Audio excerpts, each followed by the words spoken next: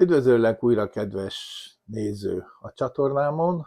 Ma a Marosvásárhelyi Ortodox Katedrálisról lesz szó, annak az építési története, mit tartottak szem előtt, mikor épült, mennyi évet épült, és főleg egy pár freskóról lesz szó, amit jelen pillanatban nagyon őriznek, és nem hagynak lefényképezni.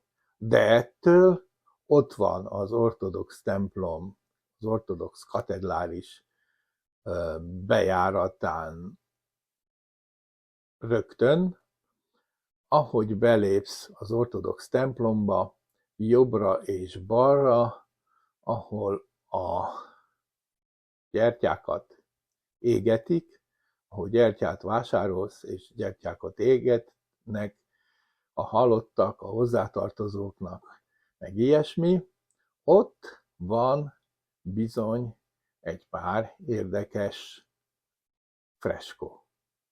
Azt bemutatom ma, és azt is megláthatod a történet, az ortodox katedrális története mellett. Tehát akkor kezdjük is.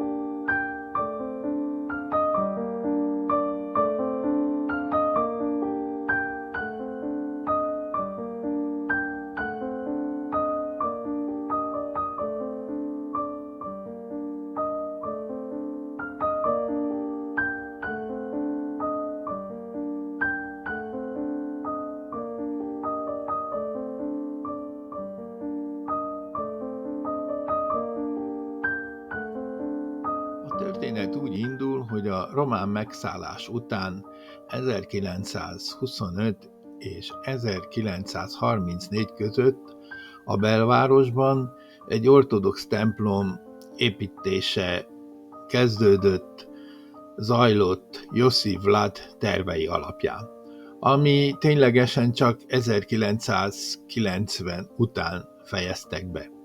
A templom építésekor az volt a cél, hogy magassága meghaladja a többi magyar történelmi egyház templomának és közigazgatási palota tornyának a magasságát. Tehát mi vagyunk a legmagasabbak. Az ortodox Urunk mennybe menetele nevezetű templom. Marosvásárhelyen a Rózsák tere egy szám alatt található. Erdély Romániával való egyesítése közvetlen következményekkel járt az egykori fejedelemség ortodox egyháza szervezésére vonatkozóan. 1925-ben kiadtak egy törvényt, ami megerősíti az egységet az egész országban. Ugyanebben az időszakban az ortodox felekezetű lakosság számarányához mérten valódi vállalkozásként indul Erdély városaiban az egyházi épületek emelése. Minél több egyházi épület építése. A román ortodox szellemiség 1918 utáni felvirágzásának bizonyítékai a kolozsvári, temesvári, a gyulafehérvári és a marosvásárhelyi impozáns templomok, ortodox templomok. A régi kis marosvásárhelyi fatemplom, amit a 18. század végén építettek, nem felelt meg már az egyre növekvő számú egyházközösségi tagok igényeinek. Ezért 1925-ben az új román államnak alárendelt helyi közigazgatás megteszi az első lépéseket egy új templom építése érdekében. Emil Dandea, polgármester, akinek a másik templom előtt jelen pillanatban szobra van, és Stefan Rusu, a Maros megyei esperes foglalkoztak mélyre menően az üggyel. Már 1920 és 1921 óta fontos gyűjtéseket szerveztek országszerte. Az aktuális politikai helyzet kedvezett az épület történelmi városközpontban való emelésének. Így a kiválasztott hely hol máshol a Rózsák tere északi végében lesz, ahol egykor Bodor Péterféle zenélőút állt. A templom búcsúja Urunk mennybe menetele nevet kapta. Az alapkövet Nikolai Iván érsek fekteti le 1925. május 10-én, amely esemény a város és az esperesség részéről valódi ünnep volt. Alexandru Lepădatu kultúrminiszter és Octavian Goga egykori miniszter részvételével. A tervező és a munkálatokat vezető építész Viktor Vlad 1934-ben épül fel a templom, és ugyanezen év december 2-án sor kerül a felszentelésére is. Monumentális méreteinek és hatalmas belső festőfelületének köszönhetően a templom Románia egyik legjelentősebb ortodox épületének minősül. Stilisztikai szempontból neobizánc jegyeket visel. Görög kereszt alakú tervrajzzal. Egy központi kupolával, ami a fő belső teret fedi, és 4 kisebb kupolával, amiket a saroktoronyra helyeztek. A belső tér felosztása az ortodox templomokéra jellemző, vagyis előcsarnok, hajó és oltár. A térhatás megteremtése érdekében lemondtak az előcsarnok és a hajó közti fal építéséről, a válaszvonalat csupán 4 oszlop jelöli. Az előcsarnok és a hajó oldalsó szárnyai mellett márványoszlopokon álló teraszok vannak, melyeket mértani és növényi motívumok, domborművek díszítenek. Kívül a főhomlokzatot az óriási félkör alakú orommező dominálja, amelybe az ablakokat úgy helyezték, hogy keresztformát alkossanak. Az óriási ajtó egy előszobára nyílik, ahonnan egy hagyományos és 2 forgóajtón át lehet a tulajdonképpeni templom belsőben jutni. A forgóajtókon, amikre a központi kupola támaszkodik, és 4 toronykupolán félkör ablakok vannak, kis, robusztus oszlopok által tartott íveken, brunkovai stílusban. A belső falak festésére sokkal később került sor. A freskókat 1970 és 1986 között Nikolaj Stojka festőművész készítette. Az első szakaszban csak a kupola festése készült el, Ez utóbbi a híres Aurel Csupe festői műve, aki 1932 és 1944 között a képtár gondnoka és az általa alapított szabadművészeti iskola tanára. Az előcsarnok falait medáljonok díszítik, amelyeken Erdély legfontosabb ortodox templomai láthatók. Ezen tér jellegzetessége a két 17. századi erdélyi metropolita, Ilie Jorest és Sava Brnkovics életének jeleneteit ábrázoló képek. A kupolát egy színes ablak díszíti, melyen Jézus, mint Pantokrátor, vagyis világfeletti úr áll, míg az oltár apszissát hatalmas méretű mozaik az Isten anyával és a gyermek Jézussal. A hajó két oldalsó falán levő festmények Jézus születését és feltámadását ábrázolják.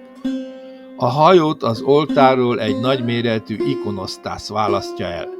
Ennek elkészítésében Traian Bobtelek mester, a szobrász elemek készítője és Virgil Simeonescu, a tábla és ajtók festője vett részt. 4 vízszintes, faragott és aranyozott elemekkel elválasztott ikonrészből áll. Az uralkodó ikonokat a tanító Jézus Krisztus, Szent Miklós, az Isten Anya a gyermek Jézussal, keresztelő Szent János, sodort oszlopai választják el egymástól. Az uralkodói ajtókkal ez képezi az alsó részt. A következő részlet Jézus életének különböző jeleneteit ábrázolja, szőlőmotívumos kerettel. A harmadik sor festményt a központi kép dominálja, ami sokkal telítettebb, mint az előzőek. Ez utóbbin Jézus látható tanítványai körében. A 4. képsorban Jézus és a szűzanya életéből vett jelenetek láthatóak, míg az utolsó a 12 profétát ábrázolja. Az ortodox katedrális az első román költségeken emelt épület Marosvásárhely központjában. Az osztrák-magyar monarchia építészeti stílusában keletkezett épületegyüttes körében. A jobb oldalán áll a jezsuita szerzetesrend által épített barokk stílusú római katolikus templom és a Nagy Szabó Ferenc ház, míg a bal oldalán a Köpeci Tamás, a Lábas ház, az Apolló palota és a Ferences templom tornya van. Megjegyzendő, hogy a templomot a Nemzeti Színház építésekor bontották le. A város történelem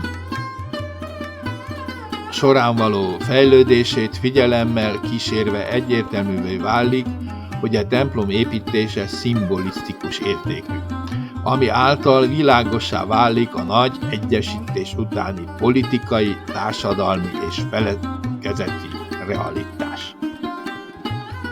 Görögkeleti székesegyház. Amint mondtam, a Bodor kutya helyén épült. A belső díszítéseket 1986-ban fejezték csak be. A képeken látható freskón a Jézust bántó emberek magyaros jellegű ruhákban, a Jézusért aggódó síró emberek román népi ruhában vannak ábrázolva. A képeken lényegében az látható, hogy a magyarok ütik-verik Jézus Krisztust, akit megkötöznek, vagy térden állva van Krisztus és vernek, a románok pedig sínak-rínak körülötte, hogy a kegyetlen magyarok Jézust verik. Egy másik freskón az látszik, amint fizetik le a magyar urakat, hogy ne verjék Krisztust többé, és ne kínozzák. Hát erről nekem megvan a saját véleményem, hogyha színtiszta igaz is lett volna ez a dolog, akkor is nem tudom, hogy mit keres egy templomba. Valahogy így képzelhető el, és valahogy így van lefestve a román-magyar megértés és egymás melletti élet. A görög katolikus templom 1926-1936 között építették. A háromszög alaprajzú területen épült templom kupolája a Szentpéter székesegyház kisméretű utánzata. 1948-tól a görög-keleti vallások birtozásába került. Ez a másik templom, ami szembe van ezzel, úgymond a főtér, a marosvásárhelyi főtér Rózsák tere másik felé.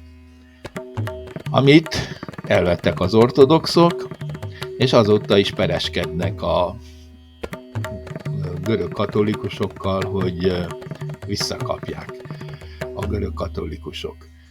Amint én tudom, olyan okozat van, azért nem akarják visszaadni az ortodoxok, mert azt mondják, hogy már nincs annyi híve a görög katolikus vallásúaknak, hogy a templom nekik vissza kellene kerüljön.